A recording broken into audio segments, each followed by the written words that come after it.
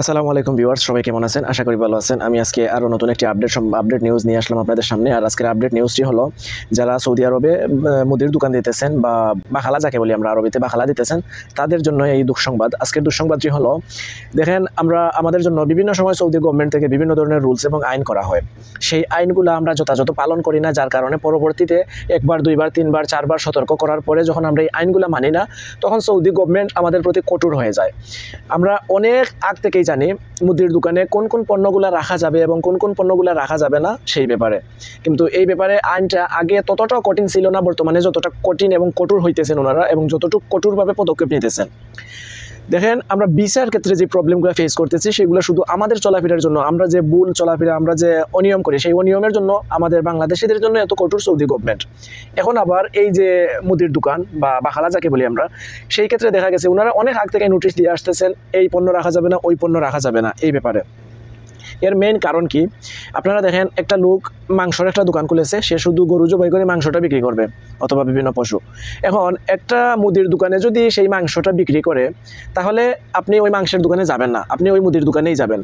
তো এই বিষয়টা মাথায় রেখে সৌদি আরবে কিন্তু আমরা সবাই জানি মাংসের জন্য আলাদা দোকান আছে, মাছের জন্য আলাদা দোকান আছে, বিভিন্ন সেকশনে সবজির জন্য আলাদা দোকান আছে, অথবা তামাক জাতীয় দ্রব্যের জন্য আলাদা দোকান আছে, খাজুরের জন্য আলাদা দোকান আছে, আলাদা আলাদা সেকশনে আলাদা আলাদা পণ্যের দোকান আছে, আলাদা আলাদা লাইসেন্স আছে।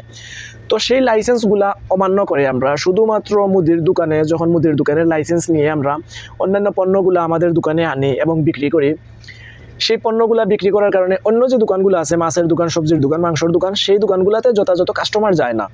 না যাওয়ার কারণে ওনারা অনেক ক্ষতিগ্রস্ত হয়। তো সব কিছু বিবেচনা করে সৌদি গভর্নমেন্ট থেকে অনেক আগেই এই রুলটা ছিল, কিন্তু ইদানিং এইটা নিয়ে সৌদি গভর্নমেন্ট একটু সিরিয়াস পদক্ষেপ নিতেছেন আমরা দেখতেছি।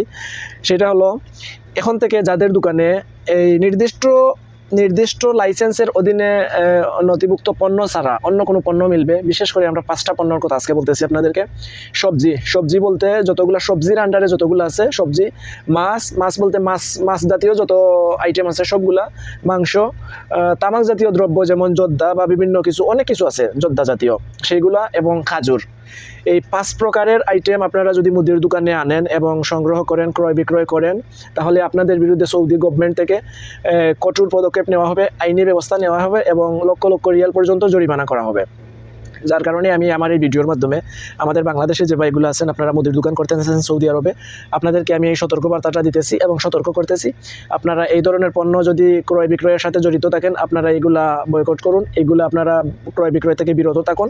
তা না হলে আপনারা পড়তে পারেন আইনি ঝামেলায়, পড়তে পারেন বড় অঙ্কের টাকা জরিমানার ঝামেলায়। তাই আপনারা যারা ভিডিওটি দেখছেন, ভিডিওটি শেয়ার করে দিয়ে অন্যকে দেখার মতো সুযোগ তৈরি করে দেন, এবং যারা ফেসবুক থেকে দেখতেছেন ভিডিওটি, পেজটি ফলো দিয়ে সাথে থাকুন। যারা ইউটিউব থেকে দেখতেছেন, আমাদের চ্যানেলটি সাবস্ক্রাইব করে পাশে থাকবেন, কারণ আমরা প্রতিনিয়ত এই ধরনের নতুন নতুন আপডেট সম্পর্ক নিয়ে আপনাদের সামনে ভিডিও দেওয়ার চেষ্টা করে থাকি। ধন্যবাদ সবাইকে এত সময় পর্যন্ত আমাদের সাথে থাকার জন্য, এবং পরবর্তীতে দেখা হবে নতুন কোনো ভিডিও এবং নতুন কোনো আপডেট নিয়ে আপনাদের সামনে। ততক্ষণ পর্যন্ত ভালো থাকবেন, সুস্থ থাকবেন। ধন্যবাদ সবাইকে। আসসালামু আলাইকুম।